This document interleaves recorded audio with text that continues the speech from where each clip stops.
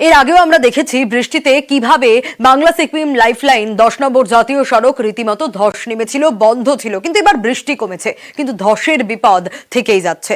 আজও বন্ধ বাংলা সিকিম লাইফলাইন। 10 নম্বর জাতীয় সড়কে গতকালই ধস নেমেছিল সেতিঝোড়ায় তিস্তার গ্রাসে জাতীয় সড়কের অংশ, এবং আজও শিলিগুড়ি থেকে সিকিম যেতে হচ্ছে ঘুর পথে যাতায়াত করে।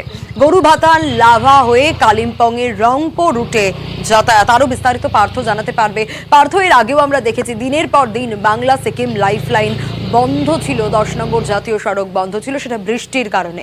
এবার বৃষ্টি কমলেও ধসের বিপদ তো থাকছে। আজ কি অবস্থা? গতকাল থেকে কিন্তু বাংলা সিকিম লাইফলাইন বন্ধ হয়েছে। বৃষ্টি এখন নেই বললেই চলে, কিন্তু তারপর নতুন করে ধস নামে এই বাংলা সিকিম লাইফলাইনের সেবকার থেকে কিছুটা দূরে সেতিঝোড়ায়, এবং সেখানে জাতীয় সড়কের একটা বড় অংশ কিন্তু তিস্তা গর্ভে চলে গেছে, এবং যার জন্য কিন্তু কালিম্পং জেলা প্রশাসন এই রুট দিয়ে অর্থাৎ বাংলা সিকিম লাইফলাইন 10 নম্বর জাতীয় সড়কের সব ধরনের যানবাহন চলাচল বন্ধ করে দিয়েছে। স্বাভাবিকভাবেই দুর্ভোগ পাচ্ছে নিত্যযাত্রী থেকে পর্যটকদের, কারণ এই সময় পর্যটকের মরশুম।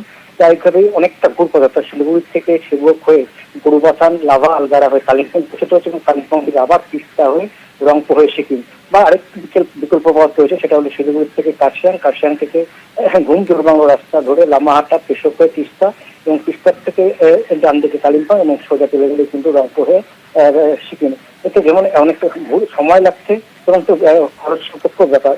তাইভাবেই যারা নিত্যযাত্রী, বিশেষ করে প্রচুর পেশেন্ট কিন্তু কালিম্পং এবং গ্যাংটক শিলিগুড়িতে চিকিৎসার জন্য আসে, তাদেরও দুর্ভোগের মধ্যে পড়তে হচ্ছে। এবং কবেই জাতীয় সড়ক স্বাভাবিক ছন্দে ফিরবে, অন্তত যদি একমুখী যান চলাচল শুরু করা যায়, তাহলে কিন্তু চেষ্টা চালাচ্ছে পূর্ত দপ্তরের কর্মীরা। বেশ পার্থ।